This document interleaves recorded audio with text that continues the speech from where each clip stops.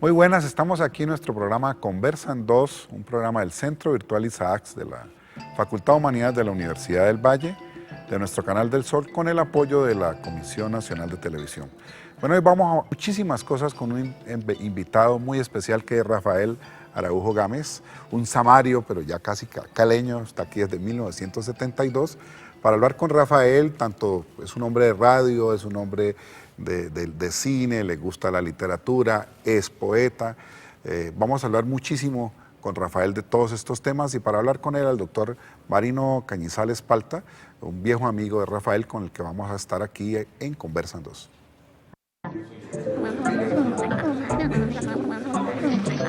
Estamos aquí, Conversan 2.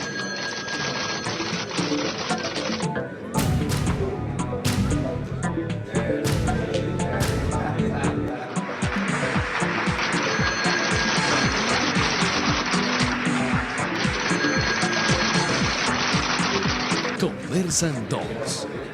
Bueno, aquí en Conversan 2 con nuestro invitado Rafael Araujo Gámez, tenemos como fondo la obra del fotógrafo Hernando Tejada Ángel, y vamos a tener una nota para comenzar nuestra conversación con Rafael y Marino Cañizales.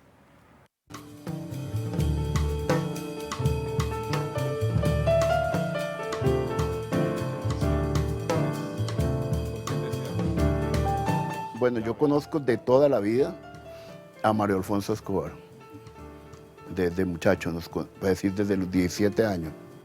Y después, cuando ya ellos conforman el grupo deportivo, que se hacen famosos, pues yo empiezo a ser muy amigo de ellos, amigo íntimo de Mao y amigo íntimo de Rafael, que llega a Cali y que la forma, digamos, el relato deportivo tradicional que existía en Cali. Rafael Araujo es un fenómeno impredecible que nunca se había presentado en Cali, porque sencillamente el mundo del deporte no genera registros de alguien que, además de estar cubriendo, sea por la vía de la narración como lo hizo Araujo, sea por la vía del comentario deportivo, nunca en Cali se había presentado una persona que rompiera ese modelo, ese arquetipo. Rentería con Mao inventan todo lo que, digamos, un término que se usa hoy en día, lo que los argentinos en Foz llaman la previa. Digamos, eso no existía, y entonces Mao con Rentería inventan todo el cuento del camerino, del invento, y la narración también se convierte en un especialista. Impuso un estilo. Él no le copió a los demás. Él no se volvió un papel carbón de los demás narradores de Colombia o del exterior. Rafael impuso su estilo con frases que muchos otros fueron copiando a medida que iban pasando los días y que iban pasando los años. Rafael hizo muy célebre eso de que se acabó la película, terminó la película, que balón a la cueva, la olla, la pelea a la bombonera, que ya no hay tiempo de llorar, etcétera, etcétera. Frases que quedaron ya definitivamente metidas no solo entre la afición futbolística, porque uno escucha esas frases en personas que no van al fútbol normalmente. Un montón de frases que iban definiendo el lenguaje del momento del partido. Entonces, por eso es que Mao le dice el narrador que Cali consagró, pero es que lo consagra al ritmo de la música. Por eso Araujo se inventa los estribillos de Cali, Cali, Cali, 30, 30, 30, 30. Pero es que es un vallenato lo que está cantando Araujo, es con la música. Y parece ser que los jugadores de fútbol fueran sencillamente los instrumentos de una gran partitura musical. Esa es la belleza de la narración de Araujo. Está listo Juan Manuel Batalla para pegarle también Bascutini. Vamos a ver quién le pega. Ambos le pegan muy bien desde esa distancia. Ahí está Juan Manuel, se mueve la barrera. Atención, se retira Bascutini, pega en la barrera, rebota. Entra Cañón, le va a pegar al marco. ¡Gol de América! América, América, América, América, América, América. América, América, América, América, América, América, América, América, América, América, América. Bueno, por esta nota ve uno la sonoridad de la voz de Rafael, y es inevitable la pregunta de Tujonín. Es un samario, viene de la tierra del vallenato, de la cumbia, del porro, de esa gran capacidad narrativa que tienen los caribeños nuestros. Y quiero que nos cuentes un poco esos orígenes tuyos en Santa Marta. La radio, ¿cuándo te dio por ser locutor? Imagino que en el colegio debiste haber hecho muchos ejercicios, desde el Liceo Celedón, donde estudió Escalona, un viejo y clásico colegio. Sí. Bueno, yo oía mucha radio porque en ese momento yo era un niño gordo y creo que la cosa no ha cambiado. Y entonces oía mucha radio y oía a Carlos Arturo Rueda, que fue un monstruo de la narración, fue el que abrió el camino para todos. Arturo Rueda C. Es correcto. Y yo me ponía con los amigos en las esquinas a narrar, ¿no? Narraba carreras de caballo, empezaba a transmitir con los amigos ahí, fregando la vida. Y en La Voz de Santa Marta se hace un concurso para buscar un locutor, pero para un locutor de cabina. Y un amigo mío, nunca se me va a olvidar su nombre, Indalecio Hernández, me dice: Rafael, en La Voz de Santa Marta hay un concurso para buscar un locutor. Me presenté y me lo gané. Me lo gané y me dieron, me dieron turnos después que salía del liceo, de 1 de la tarde a 7 de la noche. Y claro, en el colegio eso fue un boom. Entonces en el colegio me ponían a narrar, me ponían a leer, me ponían a echar los discursos, ¿no? Izada de la bandera. Y ahí comencé. Comenzaste en Santa Marta tu labor. Y eras también un gran lector, porque toda la vida es otra de tus facetas, que creo que es el que hace el diferencial tuyo en la radio, es que eres un intelectual, eres un hombre que te gusta la literatura, el cine, estás pendiente, un gran melómano, te gusta todo eso. También, ¿cómo fue tu iniciación musical? Es que como te digo, como yo no salía, entonces mi padre empezó a acercarme, me hizo un empalamiento intelectual. Entonces empezó a dejarme, me regalaba los cómics, en la costa le decíamos los Paquitos. Los Paquitos. Y que La Pequeña Lulú, que Buck Rogers, que Batman y Robin empezó Opalón Casside. Opalón Casside. Me empezó a dejar los cuenticos, me los regalaba. Y después ya él vio, cuando fui creciendo, a él le gustaba mucho Agatha Christie y Perry Mason. Y entonces él empezó a darme las novelitas de Agatha Christie, de Perry Mason. Ya cuando iba más adelante empezó con Salgari, empezó en esa época se leía mucho una Villiquen, una revista o algo que una venía revista argentina que fue maravillosa, traer resúmenes de todos los clásicos. Es correcto. De la literatura. Y luego me fue dejando ya libros mayores, no digamos, a él le gustaba mucho La Vorágine, siempre él se sabía como las primeras 2 páginas iniciales de La Vorágine, me fue dejando María y así fue poco a poco, y a mí me fue gustando y me fui metiendo en ese cuento. Bueno, tú llegas a Cali en el año 72. Sí. Recién pasados los Juegos Panamericanos. ¿Qué ciudad encuentras? Encuentro una ciudad muy alegre, muy acogedora, una ciudad muy llena de lo popular, muy llena de música, de artistas. Aquí llegaron y empezaron a salir bailarines y llegaron artistas de salsa, incluso venían los corraleros de Majagual, Villos, Caracas Boy, los melódicos, de una gran cantidad de músicos y de música, de talentos, que enseguida eso atrapa a cualquiera el que llega. Y la ciudad en sí era una ciudad todavía, digamos, que era de pensamiento un poquito rural, pero era una ciudad muy honesta, muy tranquila.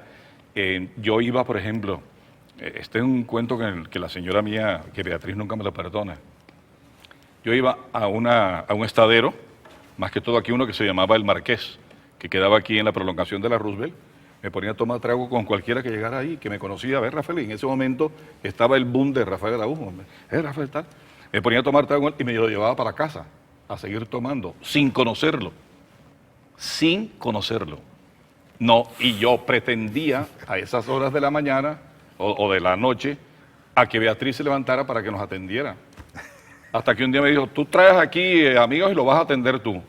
Hasta ahí llegó la alegría.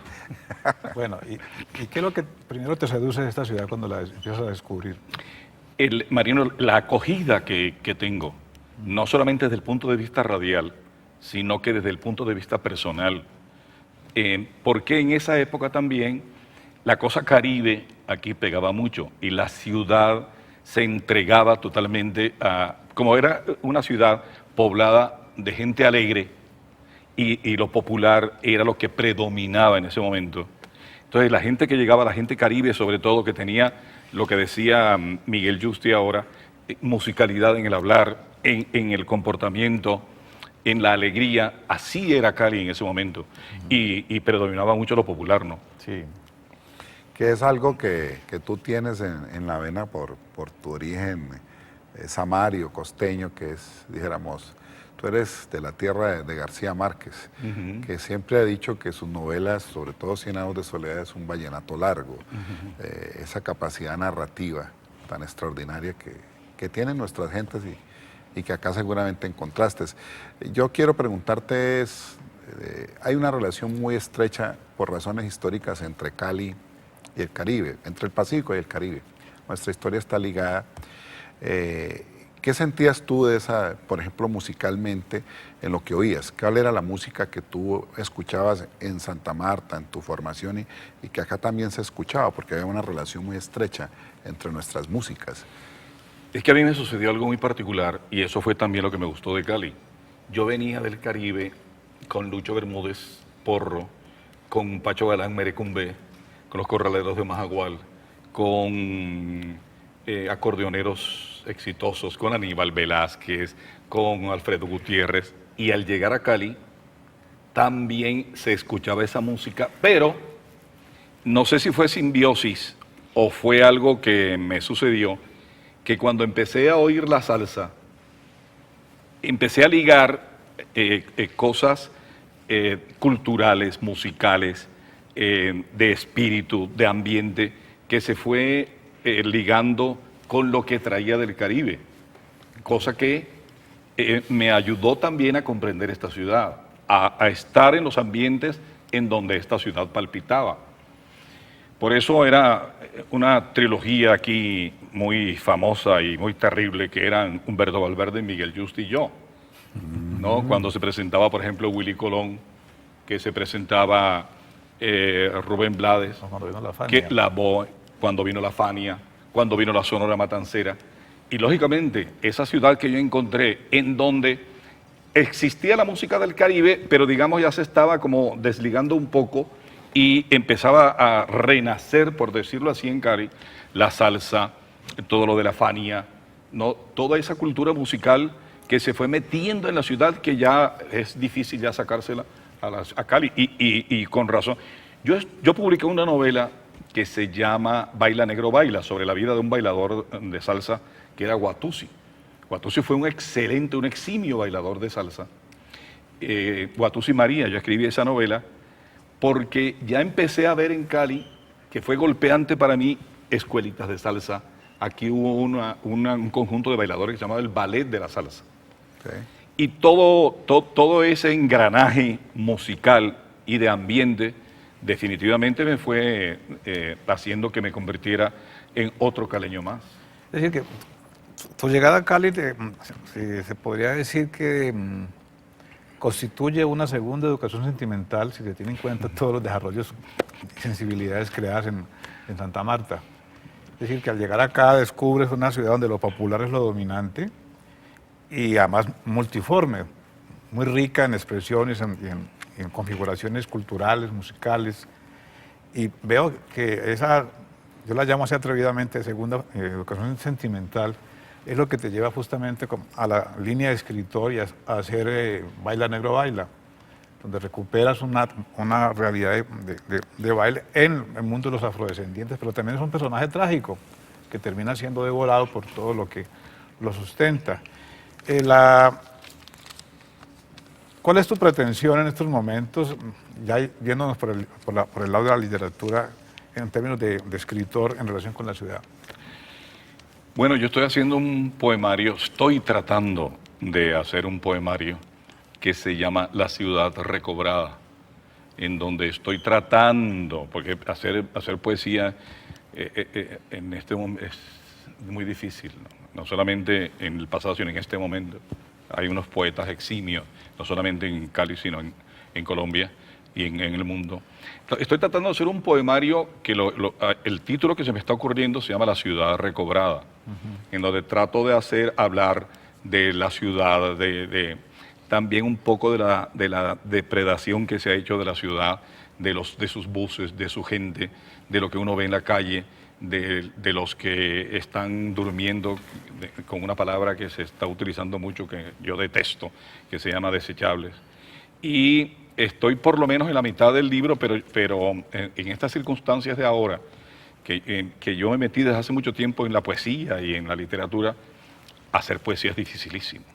Y yo cometí la osadía de publicar un libro de versos, ¿no? Que entonces no me da la posibilidad de decir, hombre, yo puedo hacer algo y vamos a ver cómo sale, pero estoy haciendo eso con relación a la ciudad. Es muy bello el libro de Rafael, El correr de los días, que publicó hace ya más de una década la Universidad del Valle. Con un prólogo del doctor Ricardo Sánchez. Con un prólogo del doctor Ricardo Sánchez. Pero como ven, con Rafael vamos a hablar de muchísimas cosas. Vamos a hacer una pausa y ya regresamos.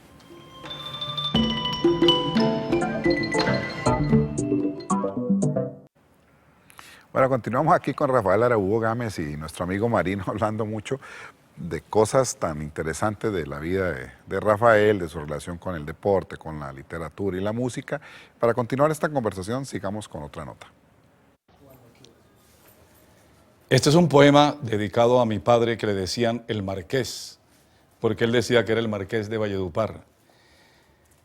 Dice, el fino ademán y su apostura labraron en favor de su talante el honrado vivir, su donosura, el gesto amable, su sentir galante.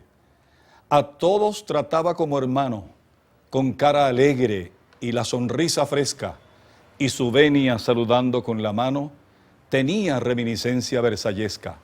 ¿Y por qué se durmió tan de mañana? ¿Por qué sus ojos se cerraron prestos sin hacer una amorosa despedida? Quizá este mundo le robó las ganas de ver todas las flores en su puesto y tal vez por eso le quitó la vida.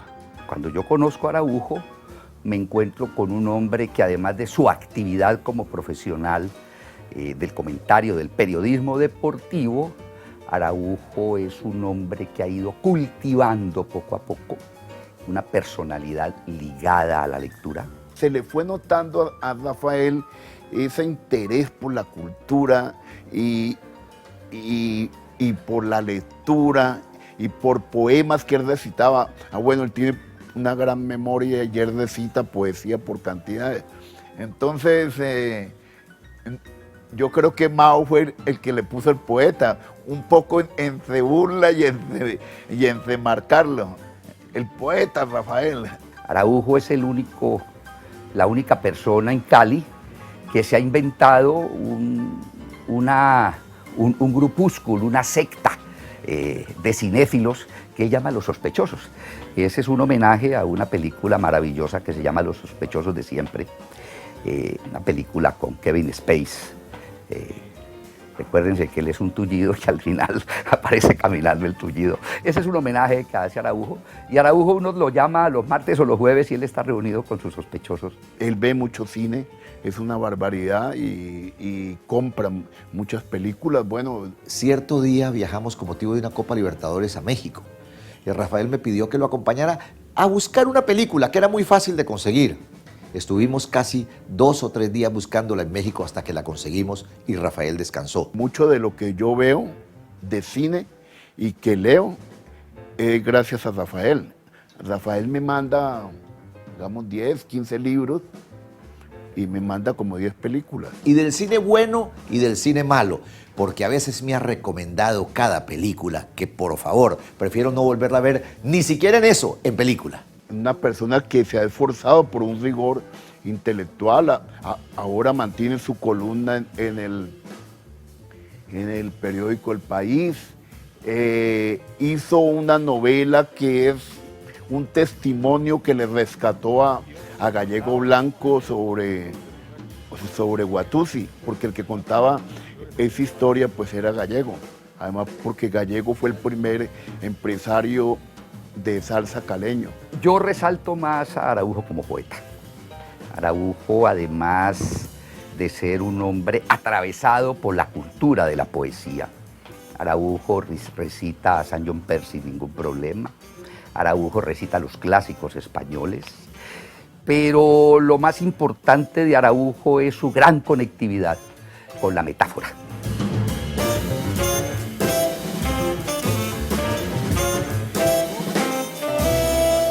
Bueno, entendemos muchas cosas de Rafael escuchando a Valverde, especialmente, bueno, queda claro que por qué Valverde no compra libros, porque Rafael ni va a cine, porque le da o sea, todo. que los surte es el poeta. Los surte de los sospechosos. Pero bueno, yo creo que ha sido un gran lector y ha sido un hombre con vena poética, y una de las cosas más bellas que tiene el ser humano es que por el lenguaje puede crear metáforas. Yo creo que alrededor de la metáfora nos cuentes un poco en el qué hacer, por ejemplo, deportivo, es que se hacen muchas metáforas, tú logras concentrar imágenes, logras hacer juegos de lenguaje, que es lo que te ha dado tanta popularidad y que hace tan ameno que uno se quede en la radio, así sea escuchando un partido de fútbol, sin uno ser hincha del América o del equipo que esté jugando. Cuéntanos un poco esa relación tuya con el lenguaje, con la poesía, y cómo la reelaboras en tu quehacer. Bueno, cuando yo llegué a Cali, yo dije, tengo que hacer algo diferente en la narración, porque la narración antes era muy plana. ¿En qué sentido plana? De que era muy escueta narrando los hechos que estaban en la cancha. Entonces yo dije, voy a buscar frases, a inventarme frases, a pensar en frases diferentes. Y ahí empezaron a nacer unas frases de, por ejemplo, corre, corre, reloj. Yo decía, a la guerra, la cueva, la olla, la pelea. Yo decía, por ejemplo, la parabólica del balón.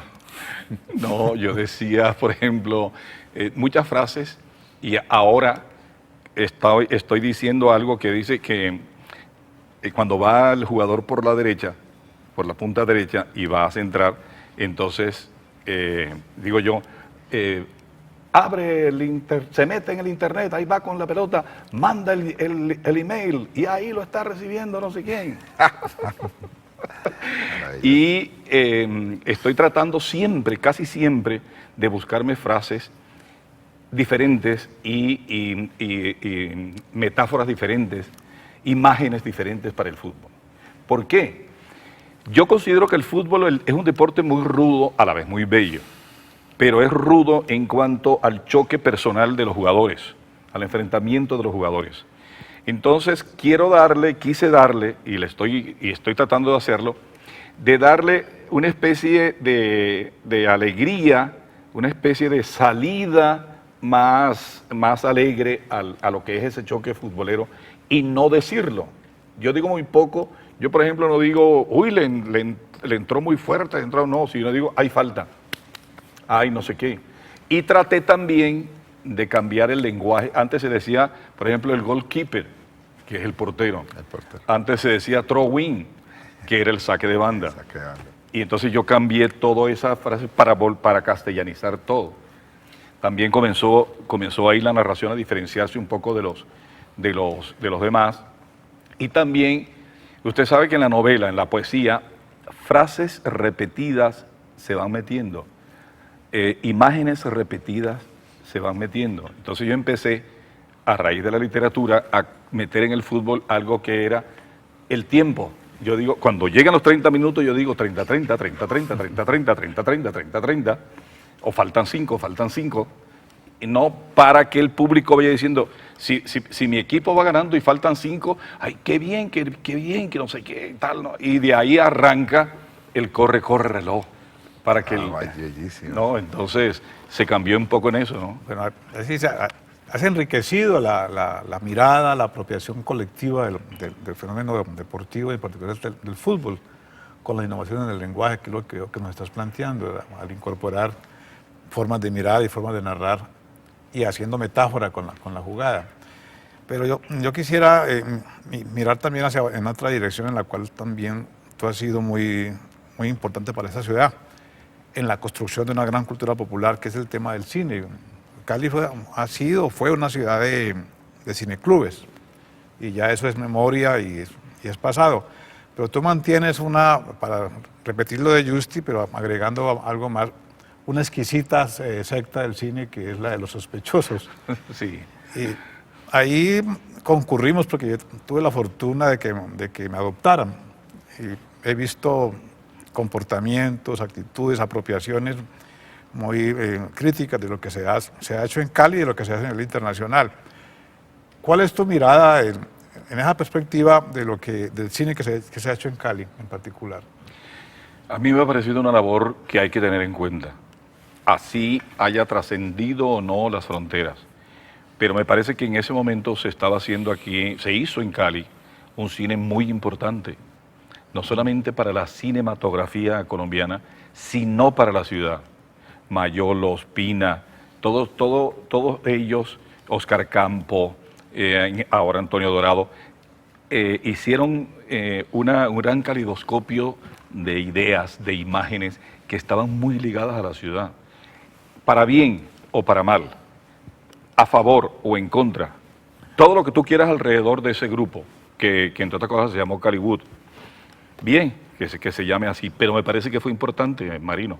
Abrió una brecha, lo que cuando yo comentaba, que Darío me hace la pregunta sobre lo de Santa Marta y la narración, cuando yo comencé, yo nombré a Carlos Arturo Rueda, un gran narrador que tuvo Colombia. Ese abrió la senda, abrió la brecha, porque él fue el que le puso apodos a todos los ciclistas, a todos los futbolistas. Cochise Rodríguez, el Águila Negra. El Ñático Suárez. El Ñático Suárez. ¿No? Zipa Forero. Exacto, el Escarabajo de la Montaña, Ramón Hoyos Vallejo. Estos, Mayolo, Ospina, Oscar Campo, todos ellos abrieron la brecha por donde se metió, creo yo, el cine colombiano. Como te digo, con detractores y con gente a favor, lo que sea, pero ahí está ese hecho contundente y es un hecho de la ciudad. Bueno, ¿y qué tienes para decirnos de los sospechosos? De los sospechosos.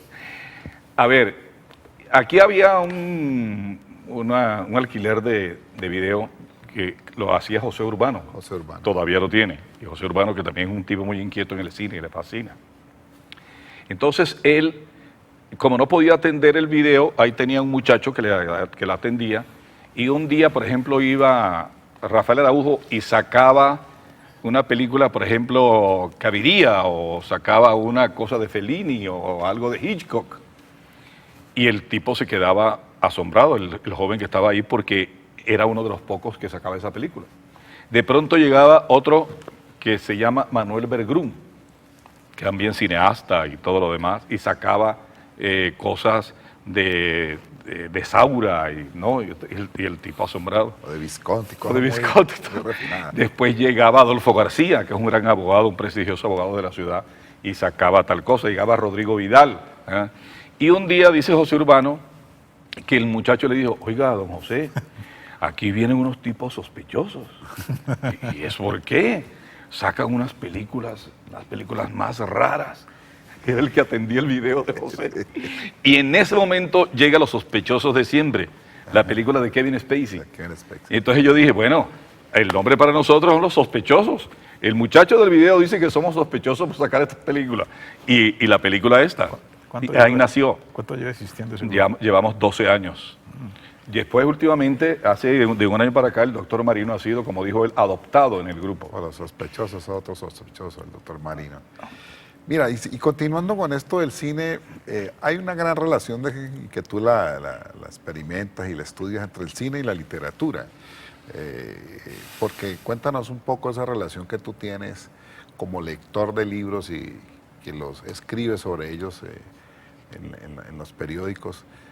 Ya tienes un libro que le acabamos de mostrar a nuestros televidentes, donde hay un historial, has leído literatura contemporánea europea, norteamericana, latinoamericana, colombiana.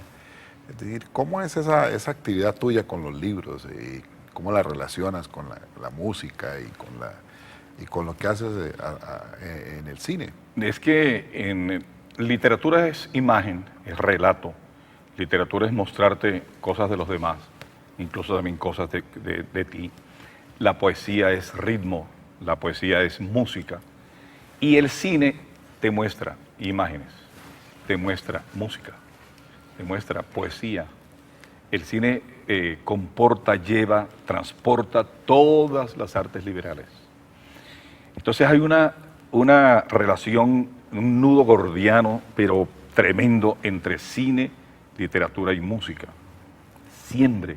Tanto así, tanto ha llegado a esto, que ya hoy por hoy los DVDs de música, la gente los compra común y corriente como antes compraba uno los long play y los CD. Entonces, ¿qué pasa? Si tú estás leyendo un libro, una novela, y te está presentando imágenes y relatos que te impactan, tú dices, esta imagen que se me presenta ahora, caramba, ¿se podrá conseguir en una película? Y de pronto te encuentras con Marino, con Adolfo García, con alguien, con Darío, que te dice, ve, acabo de ver una película, como tú me acabas de decir ahora, acabo de ver una película en donde unos jóvenes van a una montaña a leer los libros de Balzac.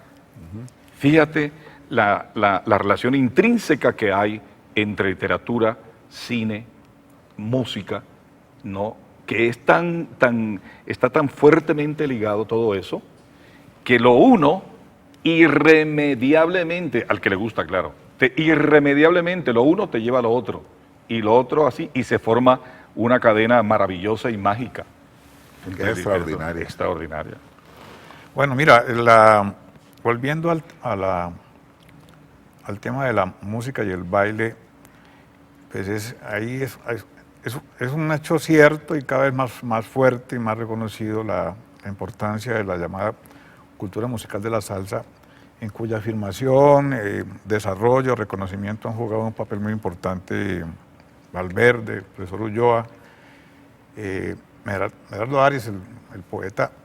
Y yo quisiera preguntarte en relación con ello, en un momento actual, igualmente concurre el fenómeno también de reconocimiento de la música, del mundo de lo afrodescendiente en Cali, que se reconoce como muy fuerte.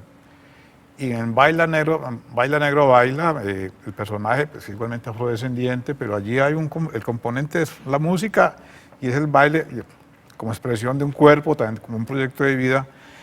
En ese punto, entonces, ¿cómo ves en la hora actual la presencia de la música en Cali y todas las expresiones que se vienen dando?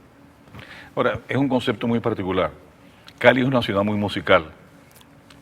Acuérdense ustedes que aquí se bailaba en la feria de Cali la música de labillos, de los melódicos, de los corraleros. Luego pasamos a la salsa, música de Willy Colón, de Rubén Blades, de Héctor Lavoe. Y la gente nueva, los jóvenes de ahora, caleños, se inclinaron por el reggaetón, por el rap, por toda esa música. ¿Qué ha pasado? Marino, pienso yo, repito, es una opinión muy personal. Cali es tan musical, Cali trae raíces tan musicales, que aquí es terreno abonado para cualquier ritmo. Que de una u otra forma se ha derivado por unos ritmos que, entre otras cosas, no me llenan, ¿no? Porque yo cuando los nietos míos se ponen a oír ese reggaetón con unas letras espantosas, entonces digo yo, ve, esa letra la escribió García Márquez, ¿eh? ¿No? No, para fregar en la vida. ¿Y por qué? ¿Qué ha pasado en Cali? Porque es que hay un surgimiento de jóvenes que están llevando, incluso en los barrios populares, en Siloé, en Agua Blanca, hay unos grupos de rap muy interesantes, no como algunos grupos puertorriqueños que son horribles, pero conozco, porque mi hijo es empresario de artistas, y él está representando a dos muchachos, no sé si Siloé o de Agua Blanca, que hacen un ritmo urbano, unas canciones urbanas excelentes en ritmo de reggaetón y de rap. Pero Marino, después de ese follaje que tú puedes ver ahora, ahí por debajo, latente está la salsa, latente está la cultura popular de Cali, latente ahí que en algún momento explota y va a explotar y va otra vez a seguir, porque mire, vinieron Pacho Galán, Lucho Bermudo y todo eso, y vino la salsa. Luego se metió el vallenato, está metido todavía el vallenato, pero mucha gente no abandona la salsa. Ves toda esa cantidad de géneros musicales que en Cali persisten. ¿Por qué? Porque vienen las raíces, entre otras cosas, las raíces del afro, que es, el afro es muy musical, Con muchas variantes. con muy muchas ricas, variantes, muy muy ricas. Y eso lo trae la cultura afro. Bueno, vamos a hacer una pausa y seguimos conversando aquí con Rafael Araujo y Marino Canizales.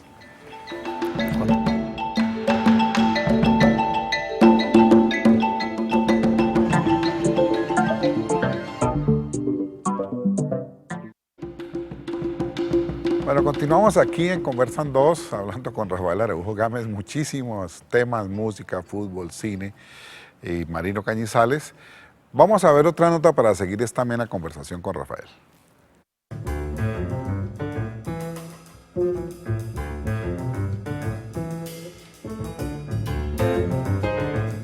Araujo es el hombre o de los hombres más generosos, de mis amigos más generosos que yo conozco. Es una persona extraña porque una persona que le encanta oír música, sabe de música, a pesar de un pecado gravísimo que él lleva en su vida, ¿no? Un pecado que es ser vallenato. Entonces eso, para un tipo que escucha jazz, que escucha música clásica, que escucha salsa, porque llevar cruzado en su alma el vallenato es un pecado terrible. Rafael muy fácil se acomodó al ambiente de los caleños, porque sí, él nació en Santa Marta, pero vivió la mayor parte de su juventud y fue creciendo en Barranquilla. Y Barranquilla, aunque él también estudió en Bogotá, pero su formación como joven la hizo en Barranquilla.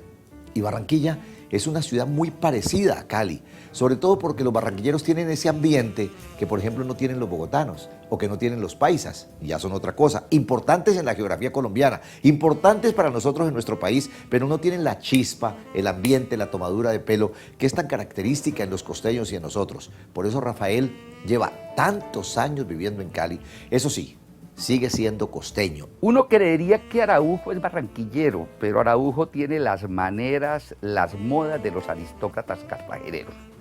Araujo es un hombre de buen servir, Araujo es un hombre que coge el trago, el vaso de whisky con especial sutileza. Araujo es un hombre de buenas maneras de la mesa. Él para el matrimonio de su hija, él inventó un tema y lo cantó. Él es un personaje, él inventó un tema para quejarse de los gastos que le ocasionaba el matrimonio de Milena. Araujo se dedicó y se ha dedicado toda su vida a nutrir los sospechosos, a nutrir esos sospechosos y obviamente a decirle a todas las nuevas generaciones que se puede ser un profesional de la narración deportiva y obviamente ese ejercicio atravesado por la magia de la poesía. Tenemos historias impresionantes de Buenos Aires también. Compartimos mucho con Mao y con Rafael porque teníamos esa pasión enloquecida de la comida argentina, esa cuestión de ellos sabían mucho, digamos Mao, que había empezado a ir a viajar a Buenos Aires mucho antes que todo, entonces se sabía los sitios exactos de la comida, en donde vendían la tira, el bife, vamos para tal sitio. Llegábamos del avión y eso era guarde las maletas y vamos para tal parte. Eso era todo un aprendizaje de las ciudades. Aparte de eso, nos divertimos muchísimo con Rafael, porque cuando ya no estamos en función del trabajo, cuando ya estamos en vacaciones, nos hemos dedicado precisamente por el negocio a conocer el mundo, a viajar, a dar vuelticas por aquí y por allá. Además, porque es un estupendo compañero de viaje.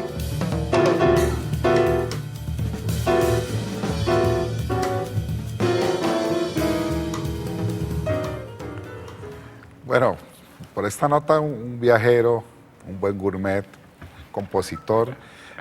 En homenaje a ti tenemos unos fotogramas del cine colombiano de Mayolo, de Espina, que han estado viendo nuestros televidentes. Y bueno, quisiera preguntarte algo que sé que muchos estarán esperando aquí, es por el fútbol, por los jugadores. Tú has pasado por muchísimos campeonatos del Cali y del América aquí. Hemos escuchado tu narración, ya sea los hinchas del Cali y del América, o las veces que la Unión ha venido aquí, que debe ser también un equipo de tu infancia, el glorioso Unión Magdalena. por el cual cuando yo viví en Santa Marta, y quiero aprovechar para decirte que viví en tu ciudad 8 años y la amo profundamente, entonces tú eres un samario. Yo quiero que nos cuentes un poco de las relaciones con algunos futbolistas en estos campeonatos, ¿cómo ha sido? Porque es muy lindo. Sí, no, en el fútbol hay gente maravillosa, así como hay gente que no merece ese calificativo, y muchas anécdotas, tengo muchas anécdotas. Una vez, por ejemplo, aquí hubo un técnico del Deportivo Cali que ya murió, Pancho Villegas. Pancho Villegas.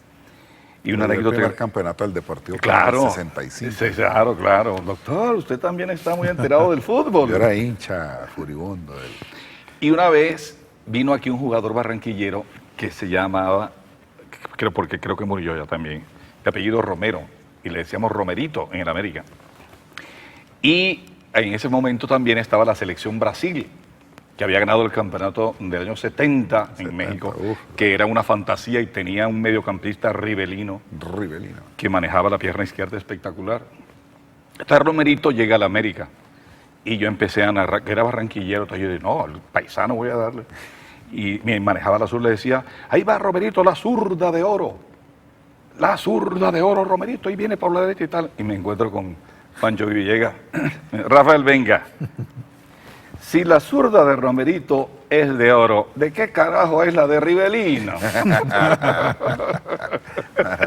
Y una vez dije, bueno, yo porque nos hicimos muy amigos, leía Borges, Pancho era un tipo muy instruido. Entonces, una vez yo por fregarle la vida, le dije yo, está sonando Pancho Villegas como entrenador del Deportes Tolima. Y me encuentro con Pancho y me dice, Rafael, venga, prefiero estar preso en Cali que libre en Ibagué. No, hay una cantidad de anécdotas en el fútbol. Tú has sido hombre de radio, hombre de televisión, afecto al cine en grado sumo.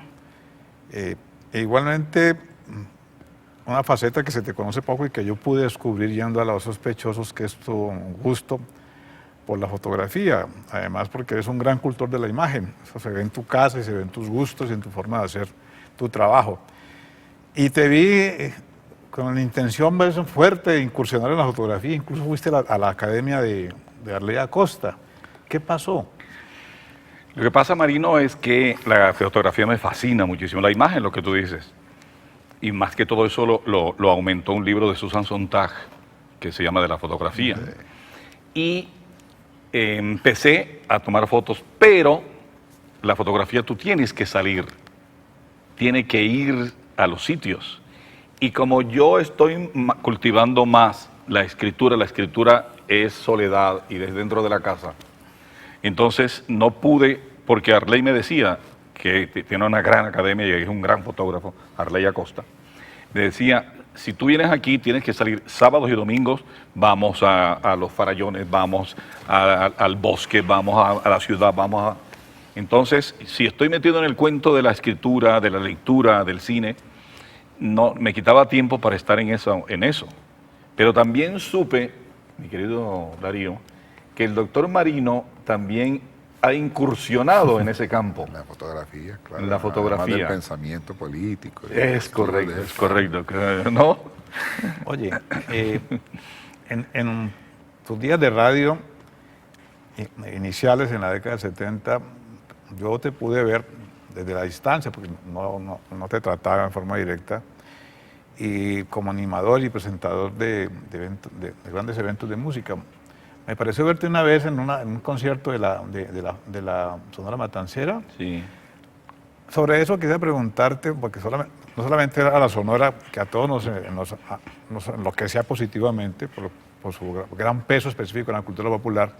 Quisiera preguntarte, con ese mundo de los músicos de la salsa y de la música antillana, ¿qué relaciones lograste construir y tener? Bueno, precisamente con el doctor Justi y don Humberto Valverde, tuvimos mucha relación con Willy Colón.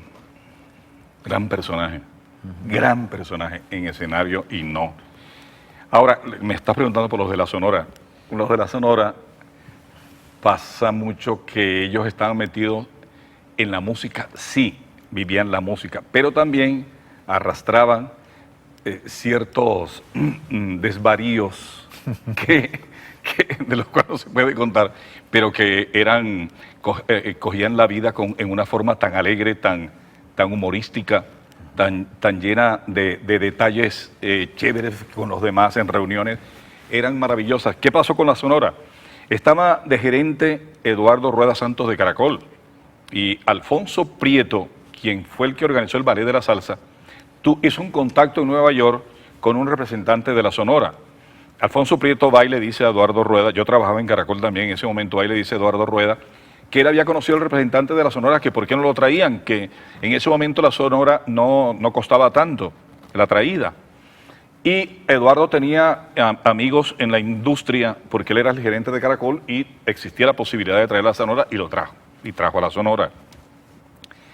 Y me dijo, bueno, Rafael, tú presentas la Sonora, entre otras cosas, me dijo Caíto y me dijeron todo lo demás, vea, Rafael, preséntenos sencillamente, nosotros no somos, eran muy sencillos.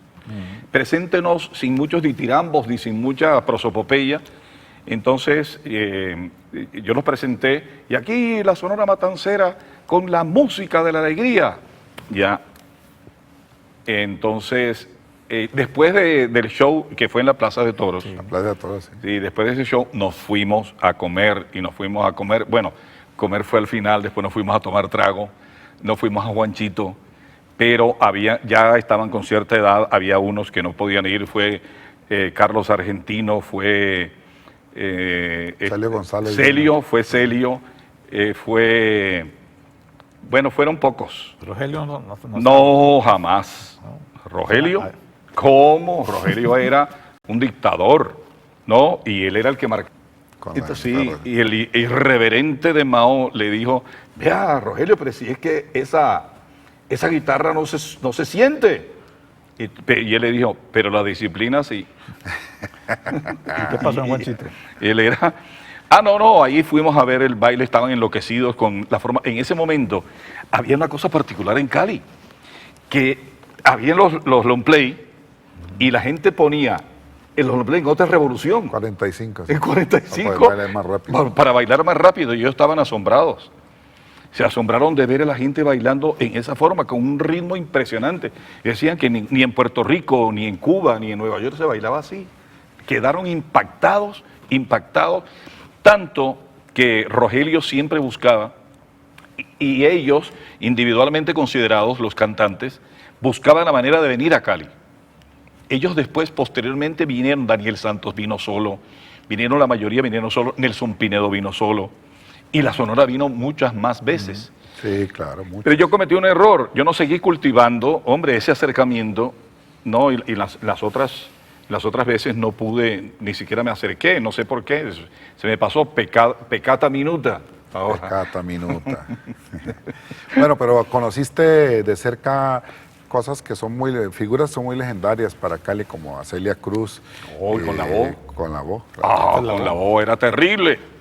Porque con la voz, una vez fuimos al Petecuy, ¿ustedes se acuerdan del Petecuy? Sí, Hotel Petecuy allá en el... Aquí sí. Entonces fuimos con el Triángulo de Oro, Humberto Valverde, Miguel Justi y yo. Fuimos a ver a la voz. Y la voz se presentó, se estaba demorando el show, entonces Miguel Justi dijo, vamos a ver qué pasa con la voz allá del camerino, el Petecuy. Y lamentablemente estaba en un estado muy mal, ¿no? Por la droga y todo. Y la gente, y eso así. Y Miguel Justi le ha cogido, le ha metido una arremetida de agua y de vaina y lo sacudió, ¿no? Y se pudo presentar la voz. Él mantuvo sí una relación con Humberto. Humberto lo trató mucho, pero cuando venía la voz aquí a Cali venía a enloquecerse. Y con Celia también tuviste buena relación. Con Celia, y le hice un reportaje, le hicimos un reportaje, Mao, creo que estaba Humberto y yo, le hicimos un reportaje sensacional, y yo le hice una pregunta, y luego la puse a llorar, porque yo le hice una pregunta y le dije, Celia, a ti la vida te ha dado todo musicalmente hablando, te ha dado una voz maravillosa, te ha dado amigos, pero no te ha dado hijos. ¿Qué pasó? Y eso a ella la golpeó un poco.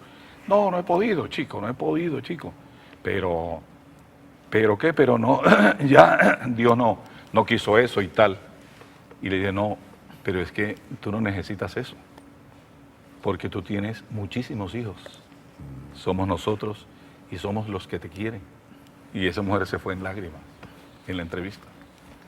Y Celia era un ser maravilloso, la conocí también donde José Pardollada, y no, era de un encanto y una alegría impresionante.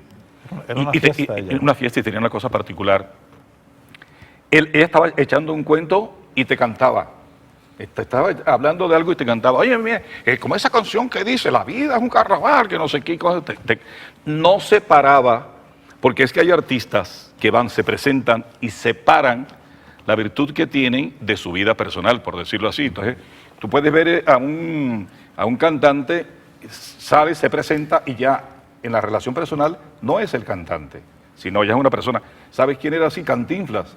A Cantinflas decían que cuando le invitaban a un cóctel o a una fiesta o algo, lo ponían a echar chistes. Era el insulto más grande que le hicieran, porque la gente esperaba, y es cierto, la gente espera de ese personaje que siga así. Una vez a Carlos Muñoz, el actor que estaba haciendo esa telenovela donde él hacía de cura, y entonces estaba en un cóctel, cuenta él, que un médico le dijo, ve, ¿y por qué no nos haces aquí de cura? Y dijo, sí, ¿y usted por qué no pone a una de estas personas y la opera para yo ver también? ¿No? Así era Celia, pero Celia era así, sí, Celia era así. Celia, si estaba hablando contigo y te cantaba, no, es que, mire chico, es que cuando yo estuve en La Habana, me voy para La Habana y no vuelvo más, no sé qué, vainas así. Entonces no separaba eso de lo otro. Bueno, mira, Rafael, del 72, de tu llegada a Cali, a la fecha de hoy, son casi 40 años. Sí, 40 años este año. Largos. Y te has metido con el Cali profundo, eres parte de su patrimonio cultural. ¿Cómo ves la ciudad hoy? Hombre, la ciudad está un poco depredada, está un poco muy hecha jirones, y la veo muy mal, pero hay esperanzas, hay gente que está preocupada por la ciudad. Hay gente empujando, hay generación, hay vitalidad cultural, hay muchas esperanzas. Y es que incluso el alcalde actual, el doctor Rodrigo Guerrero, aunque no se nota, está trabajando y también está trabajando en ese aspecto cultural. Rodrigo Guerrero, pero la ciudad tiene un fondo marino que como el ave fénix puede resurgir. Muy fuerte. Sí, muy fuerte. Y ojo, el movimiento cultural en Cali, aunque la gente no cree, pero es bastante fuerte. Sí, bueno, como ven ustedes, con este samario caleño, que es Rafael, un hombre extraordinario, podemos hablar aquí horas. Te agradezco mucho estar aquí en Conversando hacia Marino y nos vemos en una próxima emisión de nuestro programa.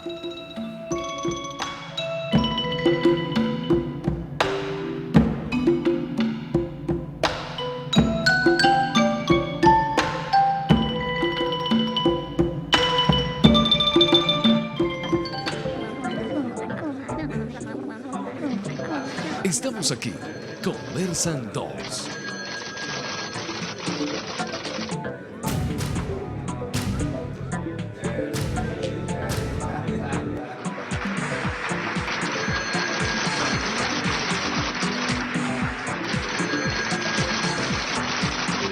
Conversan 2.